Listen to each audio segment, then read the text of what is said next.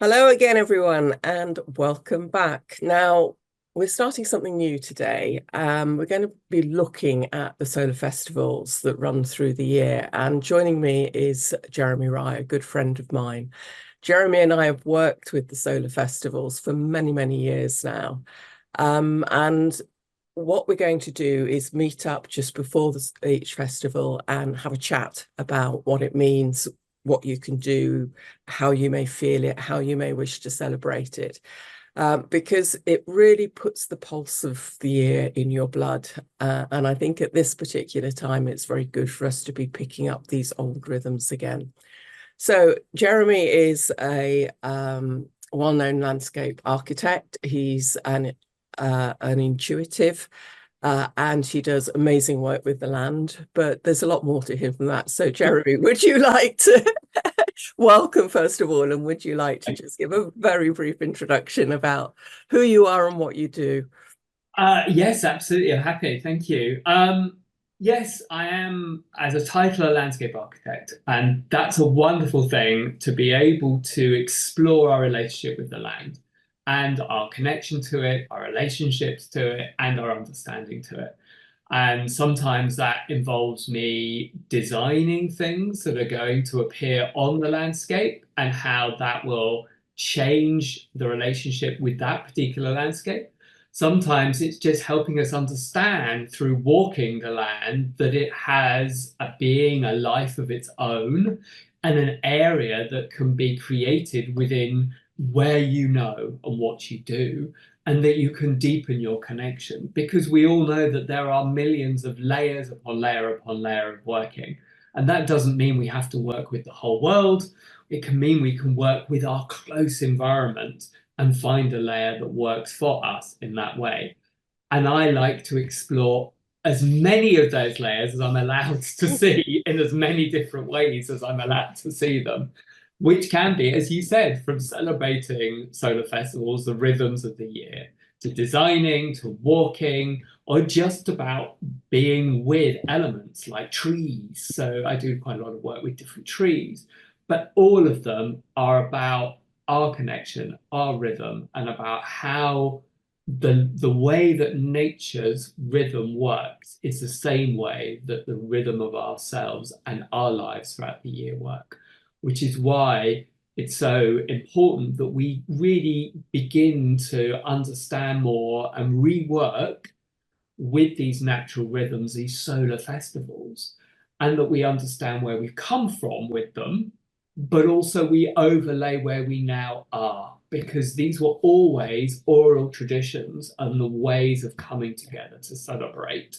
They were marker points throughout the year. You said a very important phrase there about being the pulse in your blood. That's literally what happens with them. They are a pulse point where we all connect back in Yeah. to each other, to the land. But we shouldn't be just, for me, bound by where we once were with these.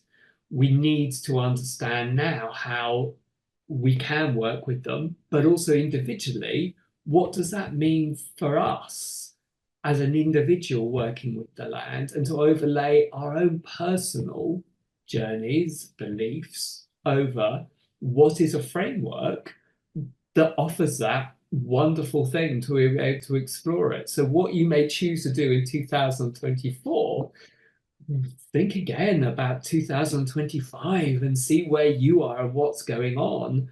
Hold the tradition, the rhythm of doing something, but then craft it in your own way. And that feels very important at this particular time because we are moving into a totally new space, aren't we?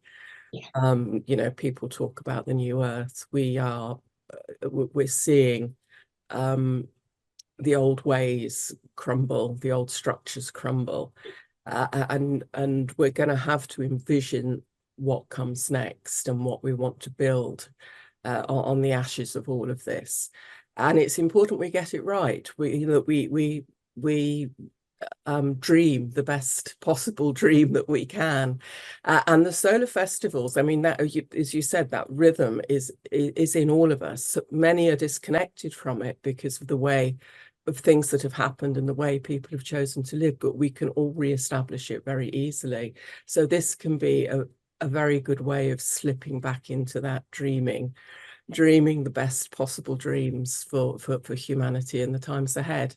Absolutely. So for those who are unaware of what the solar festivals are, could you just give us a very brief outline of what we mean when we say the solar festivals?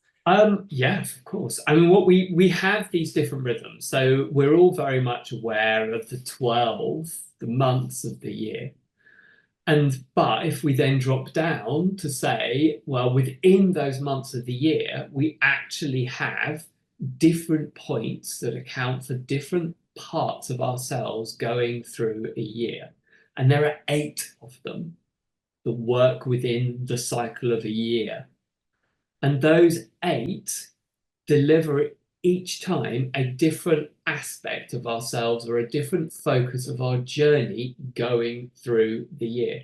So they have at one level a very much a rhythm as part of the year, but then they have at another level a help or an intention or a focus for us on that particular point of the year. So what should you be looking at when it comes to the first of spring? What's coming through from them? So they give us the opportunity to to funnel down a little bit and to Yeah. go, right, well, we're living all these other things. We can take a moment to go, well, at this point, I need to be doing this for my journey for this year. And it allows us to put a boundary or parameter around that because it is only for a year. They may be building year on year, but we're not saying you're making a commitment for the rest of your existence. We're making it within this wheel of nature, of this wheel of the year, and saying, right, this is where I am. This is what I want to work with. This is the rhythm that I need. And not only does that help ourselves to understand where we are and to bring focus and clarity, but it also helps the universe to meet us. Because if we're not clear in our own selves what we're asking for, what we're needing, why we're doing this, then we can't expect the right things to land in front of us or to even see them when they do, because we're not sure why we're doing this. And these 8, points allow us to see those points, to see where we're going and go, oh, okay, yeah, so I made this then, things have slightly moved on. I need to re-clarify that we're going in this direction. And by harmonizing our actions and our intent and things like that with these rhythms, because they're natural rhythms, they're rhythms of nature, we're in flow with the universal energies anyway. So we're again, it's a partnership, isn't it? It's a partnership between natural energies and ourselves, the consciousness of the earth and our consciousness. And it feels even more important because we have pressures outside of the nature's rhythm that didn't exist in the same way when people were perhaps practicing this much more fully or much more as part of their everyday existence. And these help us just drop out of that and be able to see where we are, despite the fact that we may have to still exist at this other level as well. And the classic one is as we move where we are now into a period which is meant to be quieter, which is meant to be more inward focusing, we end up with a festival that requires us to be the exact opposite. Mm. Work doesn't change its rhythm depending on what's happening with nature. Often we are required to keep a level of activity throughout the year. Mm. Mm. So knowing and understanding what is required of us in that way, and then balancing that with maybe what nature's doing, what our natural intent is, can really help us harmonize and help us manage how we navigate all of that and what's going on in our normal physical world, because we are still existing in that. Yeah. These points allow us those precious moments to be able to just dip out, Yeah. reflect before we And go back in. I think as well, it helps us to see that these are overlays, Oh, yeah. the overlays that are there, and also then we can consciously choose whether we wish to engage with them on Yes. them, rather than being pushed along, rush, rush, hurry, hurry. We choose whether we wish to buy into it or not. At what level and how we maybe bring in balance outside Yeah, of and it. how we can tweak things a little bit to, yeah, as you say, just shift things more in our favor, as it were. Okay, well, let's we're starting at this point very deliberately. Yes, we are. So uh, do you want to take it from there? And Well, we have this idea that years begin at certain points. They begin a calendar year at the 1st of January, where we have lots of pressure to make shifts and make changes and do things because we're told this is the beginning of a year and it is the beginning of a calendar year. But it's nothing to do with nature. That's not the beginning of nature's year. So the reason why we are doing this is because the end of October, the 1st of November, is in fact what I believe to be the start of nature's year, the start of the cycle, because it is the beginning of winter. It's the start of the winter point. the Celtic peoples The saw it the same Celtic way, didn't they? Yeah. always use that, and other traditions of war have picked up on this. Mm, Other traditions work with the same wheel, but they choose their beginning, say at the beginning of spring. yeah. So for other people I've talked to, that rhythm feels much more appropriate to them. But for the purposes of our conversation, we're beginning this at this point because this is when, for me, the endings of the old year happen and the beginnings of a new year, a transition point between the two, which feels most comfortable to my rhythms. But if you're very much the beginning of spring, then this and Mm, everything we'll talk about will meet that rhythm as well. It just for you chooses that as being your yeah. start. But this is both a death point, This, yes, this particular festival, and it's what's called one of the quarter days. yeah, This particular festival is both a death point and a rebirth point. yeah. And so as a beginning, it's about beginnings and endings. It's absolutely perfect to move forwards on. And of course, Halloween is the overlay that goes over this one, or if, for the Christian Church, All Hallows Day, Yeah. um, which again have their own connotations. So yeah, talk to me a little about. It is absolutely fascinating to me when you begin this journey or where you're working with this journey, depending on where you are, then you begin to notice where we still have marker points Hmm, within the year that universally are still celebrated in some form. So this is one of them, Halloween, a festival.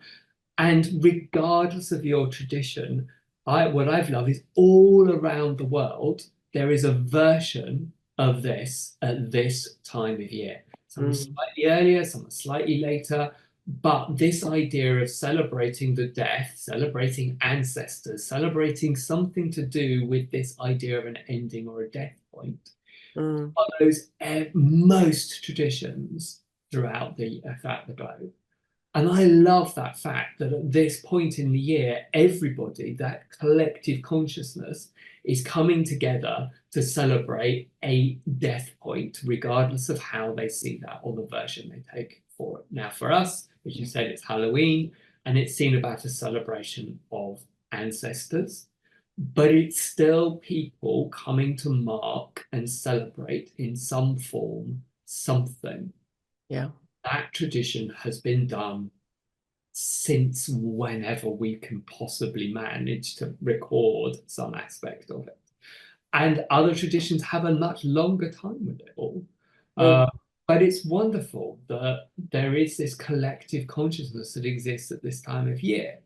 Before we kind of drop into that, then just give yourself a moment to think about those other ones. So, we really know about midsummer. Midsummer in our culture has become another thing which we still notice people celebrating. hmm. as is the midwinter. So those two fulcrum points, they Mm. are really important. But we will come onto those in subsequent chats. Yeah. But really noticing that these still exist in your lives in some point, and they're still celebrated, they're still marked, they still even get in our current culture of social media, they still get profile Yeah. uh, for happening. But we're focusing today on this one, on the Samhain point. And it is, you're right, it is the death point of a year. So it's an ending Mm. as well as a beginning. And throughout everything, when we get to end points, those need to be marked, those need to be acknowledged, and how we feel as an individual about something coming to an end.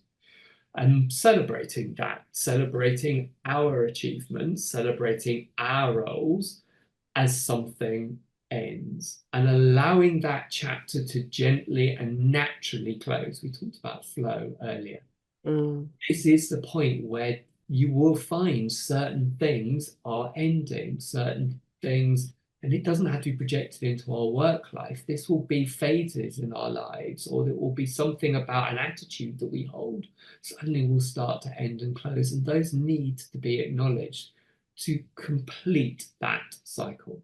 And that's why this one is really important, because we want to move into the new cycle of the year having completed, let go of, and allowed to fall away everything that we no longer want to take forward in our lives. Yes, and of course we're seeing it. I mean, nature is illustrating for us so beautifully what we should be doing is you know, the trees let go of their summer glory so easily, so gracefully, so beautifully. They, you know, they drop their leaves absolutely secure in the fact that they will be clothed once more. Yeah, There's no holding on to it and I can't let this go just in or anything. case. Yeah, I mean they show us the grace with which we can go through this process of letting go of stuff that no longer serves us. We Yeah. don't need to take forward, whether it's emotions, whether it's belief patterns, whether it's people, whether it's jobs, whatever it might be. You know, it's done. The cycle is done. And the energy at this moment, it's falling back into the land. The land is going to sleep and going to sleep very fast. It's regenerating itself. It's gathering itself once more beneath the surface to be ready for the spring. And we need to do the same. We need to just It's about preparing our resources as the land is doing the same. I mean, yes, because by the time we normally get to the end of October, pretty much most of the trees have turned and leaves will have fallen, particularly. and they do it so beautifully. I mean the With colours. much grace, but without not without a touch of drama, which I Yeah. also quite like as well. This is not something that where everything Yeah. turns a dull brown and just drops off Mm, overnight. They're like, there's still a little bit of drama about how this happens. And I think we can learn a lot from that. We don't have to sort of make it this part of the celebration doesn't have to be a sort of very quiet, very subdued thing. Things can be showy, they can have a resonance and a rhythm to them. And I love that as I'm looking out my window here as we're talking, the colours on some of the trees are amazingly changing and it is a noticeable shift. And mm, that's what I think we also have to, and we talk about drama slightly tongue in cheek, but what it's doing is saying there is a noticeable change here. We are moving. This isn't something that we're going to see as being subtle. And other times of the year, there are shifts that are much more subtle, mm, much more transitional that we see over a period of time. We're coming to an end. And this is why, for me, this is the point of year where something ends, is yeah. because it is a really strong and really visible shift between a clothed tree and a framed tree. Yeah. That happens rather quickly. Yeah. Suddenly we're into a different transition. But you're right, those leaves hit the ground and the activity begins at that level, which is about restoring resources. And Mm, so this point, this Samhain point, marks where the seed rests in the ground. We're asking nothing of it, yeah. because around it, resources are prepared. And for us, from the Samhain point onwards, that becomes our focus. So there is a shift. And we know cycles never end dramatically and begin. There's always a Yeah. slowing, a transition, a building. But this one, our focus needs to shift away from everything to do with our outer being to beginning this journey of replenishing our resources. And that's our inner work. And that's the shift. And I think so many people feel, they feel that call to be quiet, to light a fire, to, the longer, darker evenings, to, spend more time with friends and family, just sitting quietly, contemplating. Yeah. Um, And allowing things to come up yeah, rather than needing to keep a pace or a rhythm or a momentum to things. It's yeah. allowing things just to come to the surface and then to be worked on in whatever way you need. So one of the things about the solar festivals is that you can mark each one of them with a fire ceremony or a ritual or just something, even if you're living in a flat and don't have a garden or access to the Yeah. countryside or whatever, there are it marking these points is almost like a note to self, and can be an important point of moving your own consciousness, making the transition of your own consciousness into that. So let's talk a little bit about some of the ways that somebody might want to begin to mark this solar festival. And when we say solar festival, we're talking about the sun, aren't we? So potentially fire, whether Yeah. it's a candle or a bonfire, can be part of any of these. It is because we're talking about the sun and we're talking about a rhythm of change in light and light levels, Mm, using light in some form, and then knowing where we are within that cycle, be it at the longest day or the shortest day or whatever they are, we can work with that. But it's really important that people understand that it is about intention. So, whatever you are able to do in the time that you've got to do it, it's about setting aside your time and setting yourself an intention. So, yes, they can be wonderfully elaborate. We've seen the celebrations of different parts of around England, and they can be people coming together. But if either that is not what you're able to do, or you haven't got that facility open to you at the moment, then taking your time to do it in your way. So one of the simplest ways is just to have a candle. Now, because solar festivals are important, because whatever we bring into that solar festival celebration becomes part of where we're going. I always suggest to people that they find a candle that they will use for the year and only be using it for this particular thing. It feels special to then light something that has then journeyed with you, or you've set the intention that you will use this candle for this moment at this time. mm, One of the things about the rhythm of the year, which, with celebrating certain foods that were only available at certain times, and the joy of that coming back into season, when you can find something that you have a candle that you only use for that, there is a joy in finding it again and being able to use it and seeing how this thing has changed, because these are points not only of celebration, but they are markings and reflections. So when you bring out that candle, because 8 times a year you're going to use it, mm. you'll be able to connect back to when you were last doing this much more easily than something that is in use every sort of week, or wherever you want to light a candle, you use it, you just have to do it. Mm. So make it special. That's what these I'm really saying when you make it like this. But you can then just either simply sit with that candle and light it with an intention that reflects whatever solar festival you're working with. And taking it from that point, you can then begin to expand it on by embellishing the area around it, going out into nature if that's possible for you, and gathering things that that draw you to put Yeah. around that candle. And you can build from there and there and there to Yeah. whatever rhythm works for you. Yeah. So the candle is the central point, and it's what you take forwards, but the decoration you put round it, nature offers what she has at that time. Yeah. Yeah. And that then begins to build into your connection into nature. It begins to bring nature into this as part of a Mm. ceremony, because all of these fire festivals, in the most, were enacted outside in some form. And so if that is something you want to do, then you can do that. But if not, then just bring nature in with you, Yeah. start to celebrate it in that way. And this one, this particular festival, is also known as the Festival of Peace. Yeah. And so it is about bringing your understanding of peace to you. What does that term mean? How is that enacted out in your life? Where are spaces of peace that exist for you? Mm. The important thing, and we'll just dwell on this a moment, for all these festivals is that you start with you. Mm. So for many people, people want to bring peace to a world, or they want to Yeah. Yeah. improve a situation.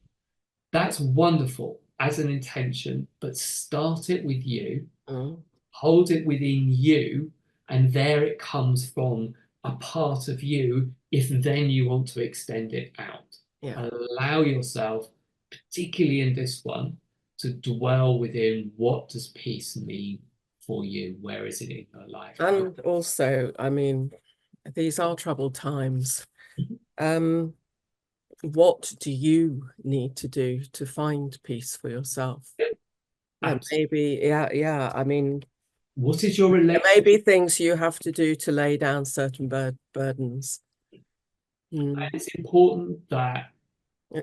you start with yourself before you extend out Yeah. to anywhere else, because not only does that embed itself in clarity with you, like we said about getting clarity, setting intentions, being able to have what you need because you're clear with yourself. With all of these, start with yourself. Yeah. One of the things which I'm sure we'll track back to some of this, but it feels right to sort of talk about this festival, is we have retained the idea of gratitude towards the ancestors. Yeah. So as part of whatever you do, of course, you can bring that idea of your guides, your helpers, your supporters, the ancestors, whoever you feel is working with you, and whatever term feels comfortable for you in that, bringing and thanking them. But on just what we've been saying, there used to be 3 points of gratitude at this festival. And the first point of gratitude was always to yourself, to be grateful for you, to be Mm. grateful for what you bring. It's really important that we start with that, and we Mm. start, how do you feel about sitting in this space, in whatever space that is, and reflecting on being grateful to yourself, marking this point of gratitude as a cycle ends and you want to begin. And Yeah, then it is a time of acknowledging the wins that you've had, the things you've done right. You know, we tend to beat ourselves up a lot and look at everything that's gone wrong or we haven't done right or we feel we've failed. But we need to also look in the other direction and look at everything that we need to celebrate about yeah, ourselves. and it's about bringing that polarity in. So it's Yeah. great to be grateful for all of those outside of the physical world, the guides, the supporters, the ancestors that help us. But we have to balance harmony, balance, Yeah. bringing in being grateful for ourselves, Mm. and start on that basis with all of these solar festivals. I'm sure we'll be saying this again and again and again. It starts with you and moves out from you. And so Yeah. when we have that two, that polarity, there's always a third in the middle. And the third in the middle is then to be grateful for everything that's around you in this physical world. Mm. So Mm. you move to that physical world, you go beyond that world, whatever you work with, whether it's cosmology, whether it's the planets, whether it's the guides, whatever it is, it moves beyond you. And starting with that point means that you bring the focus in Mm. beautifully before you then extend it. Yeah. So time with yourself, Mm. acknowledge the ancestors. They stand like a stream behind us, and we're just ahead of the current. Yeah. Acknowledge the ancestors, and yes, and then your part within the all, as it were, Yeah. the place that you have within the all. And from that point, when you've got yourself located, then you can start to spend some quiet time, some Yeah. downtime, and just begin to gently dream that when the energy starts to move again, what seeds you might wish to regenerate. And it is, as we said, about your resources. So for me, this is why this festival is really important, and this idea of peace is really important, because we need to allow ourselves time to have those resources come back to us. Yeah. We expend, and it's part of a natural cycle. It's exactly how the trees work, for example. Yeah. They expend, they deliver, they have a momentum around it all, and then this point, they allow themselves to just to regather and get those resources back, align themselves again before they begin anew. Because this also marks that point, because we're beginning a new cycle, regardless of what you've been doing, you will have been elevated up again, moved up again. So that tree that began this process 12 months ago is not the same tree Yeah. that it was. It has grown. It has changed. Things have happened to it. We're the same. We've come through to this point. We are elevated again to begin that next cycle in a different place. So referring back to where we were slightly earlier, it's important that we don't then carry ourselves over at the same and keep ourselves in that same place. Yeah. We're not. What we needed then, really useful, really wonderful for the year we've just been through, may not be what we need going forward. And we have to allow that to shift and change, elevate ourselves. And we can do that from a point of peace. It's a still point of the year. Yeah. And Yeah. peace is important. Just, it's very much, I call it contemplating my navel time. It's a being still. It's a just spending time with yourself, spending time with nature if the weather allows, but spending time with yourself, quiet time. And I mean, you made the point that the outer world pushes us around. Yes, there are work patterns, there are commitments we have to friends, family, things like this. We have looming ahead of us Christmas and everything that means. Now, again, as we said earlier, you have to start to look at it and decide how much you want to pull yourself out of that quiet space into and consciously engage with that kind of madness. It is a choice. Many people feel pushed about it by it, but we have to acknowledge that we have chosen to participate in it and maybe control it a bit better. Yeah, exactly. And these give us those points. And what's wonderful is, we will come on to talking about for the next one, but we have that opportunity to step away just before everything really hits and do another recalibration, another point before suddenly we get into the activities, the festivities that exist around that particular festival. And this is the same for us here. We're allowing ourselves this point, this period of peace, this period of stillness to recalibrate, to be able to realign ourselves and go, okay, this is where I am now. This is the point in the year. And just notice what's going on around you.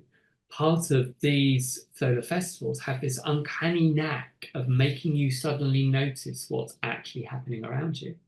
I was meeting up with some friends recently, and with the sort of the full moon that we've just been through, and discussing and asking, well, what does that mean?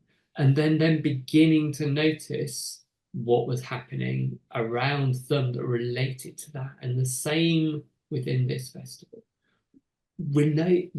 Sorry, suddenly begin to recognize where your body is, what your body is asking of you, because part of this will help you reconnect strongly with what your body is telling you, noticing what's going on inside you, noticing what's going on around you.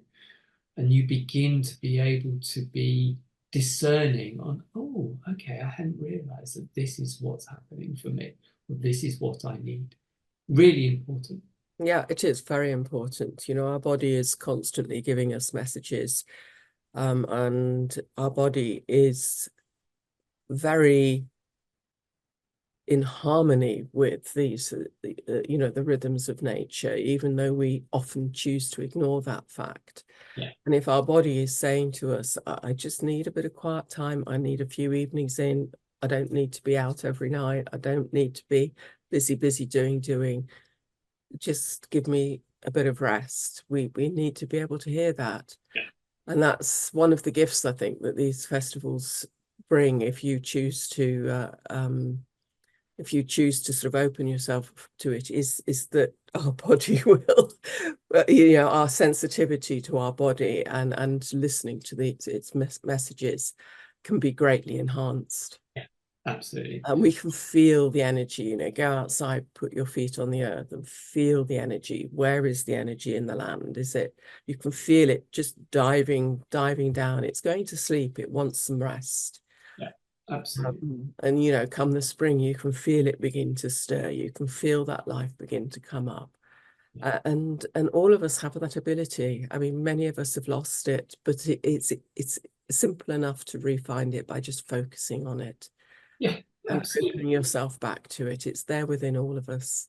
It is. Mm. Yeah, it really, really is. And this festival, with all of them, when we were talking about how you can mark them, there are also other things that you can then add into this that may make it more meaningful for you. So Mm. in each case, we're using fire. Fire has two properties. Well, it has many more, but the two that Mm. we focus on in this one is saying that if you burn something, you can release it. And that release can be in two ways: the releasing so that you let it go, or the releasing so that it moves forward. You're releasing it out of yourself into it. So imagine at this point of transition, maybe you would use this ceremony to write things down that do no longer serve you, that you are looking to set the seed. It's not about how that's going to happen, just setting the seed for what is coming in the future. But also, if you have wishes, hopes, ambitions, all those sort of things, you can write those down and release them. Now, for some people, that means you can physically burn them. But in other people, they haven't got that ability to physically burn. But you can take them outside and you can put them in the ground. You can bury them. In some cases, even if you can't physically dig to bury them, what I've done is I've used stone at this time of year. I've used a stone and literally just held that within that space of the candle. And you can release that stone on a walk or outside Mm. somewhere. And that release can, as I said, can be a letting go, Yeah. go so that you no longer need it, or a letting go so that it's something you're pushing out in the Yeah, future. it's a clearing of the energy, isn't it? You're putting the energy into either something written on paper or, as you say, a stone or an object or whatever it might be. And it's letting it go back to nature, whether it's through fire and ashes or back into the earth, or, you know, drop it into a river or whatever it is. Letting that energy go back into nature, because energy just keeps shifting form. Nothing ends, it just keeps shifting form. And when it's time to release, let it go freely back so it can go on to what it needs to be next. And really, you can be as creative with this idea as you need to be and the circumstances allow you to be. Mm. Whilst you have had written down statements about how the Samhain is celebrated, it is a marker point, it's a framework within which we work. And so the circumstances that you have available to yourself, you can work with this idea of peace. What does peace mean to you? How do I want to mark peace that's relevant to me? It's the end of a cycle. So how do I mark that end of the cycle for me? It's a point where we set a seed in the ground. We just release it into the ground. I was talking to somebody about that idea of the apple falling from the tree with its Yeah, seeds. It has this casing. That casing rots, that goes back in, it becomes the resources. It allows the seed to be set in the ground. At this point, there's no growing happening. There's nothing requiring it's that not seed. in a hurry. It takes its time. So Waits just till the moment's right. for the sun to say, right, Mm, this is the point where we're going to begin, and allow yourself to play with that. It's really important to me that we don't feel restricted by our circumstances or the way that we have been told how these festivals need to be marked. If yeah. we understand what the intention Mm, is, then think around how that works to you. For some people, maybe even just being outdoors and defining this is my Samhain celebration point. I'm going to do a walk for me or something for me where I'm allowing myself to sit within the energy of that 1st of November point. Even if it's only around those days, you'll still be within the energy of that point to mark this festival for me and begin there. It may change as we go through the year together, but even just acknowledging and marking that point is still powerful. yeah. And it's powerful for you. Mm, I marked it in this way. yeah. Now move on. Jeremy is based in London, and you tend to do a walk, don't you? Yes, I do. Yeah, yeah, yeah. Um, to to to which you will share with others if people wish to join in. Yeah. A kind of a pilgrimage walk through certain aspects of the city landscape, whatever's appropriate for to mark this PowerPoint, each PowerPoint. So I'll make sure that your details are at the bottom of this. So if anybody wants to contact you, they can do so. But talk about what you've got planned for. Oh, for this, I mean, there will be a walk in London, and it follows on from what we were just saying. I believe that sacred walking doesn't have to be epic. I mean, it can be. If we need it, we do it. Yeah. But actually, we can build into sacredness a walk that we do every day if we set the right intention. So for me, it is about setting that intention. It is about holding the energy of why we're walking and what we're walking for. And so I do these walks through London. And there are many historical routes going through London, but the one we're going to do on the 2nd of November is probably one of the most well known, which is from the Tower of London to Westminster Abbey. It's a walk of sovereignty, of our personal sovereignty. It Mm, relates to a transition, a move between change and transformation that happened for a monarch on the way to their coronation, where mhm. they transformed themselves from mortal into divine being to be able to accept the divine oil.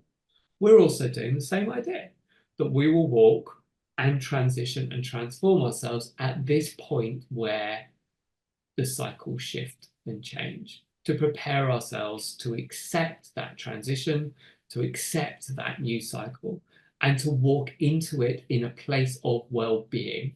I know that word is now used a lot, but it is that idea of walking into a new cycle in a place of well-being. Yeah, yeah. Wonderful. Anything else you want to add to I what think it's it's about? always important that this is a celebration. So Mm, this is a point of joy, and to greet it in whatever way joyfully as a point of celebration. If it's not feeling celebratory, then we need to shift the energy around that, because mm. these were meant to be joyful moments where we did celebrate in joy. Yeah, So they're not meant to be heavy. yeah, Heavy work happens, we all come across that, but these were points of celebration where we came to a point of joy. So throughout whatever our journey together as we chart these happens, we always come back to the fact that find the joy. Yeah. That was what I would like to leave everybody with, is whatever we're doing, let's just find the joy in it. Yeah, it's a wonderful note to finish on. Well, Jeremy, you'll join me again when we start to talk about how we might celebrate the return of the light, which is the next one coming up. In the meantime, have a great, great celebration of Samhain, and my thanks to you for what you shared with us. Thank you. No, much love. I've really enjoyed it. It's lovely. Thank you. Thank you.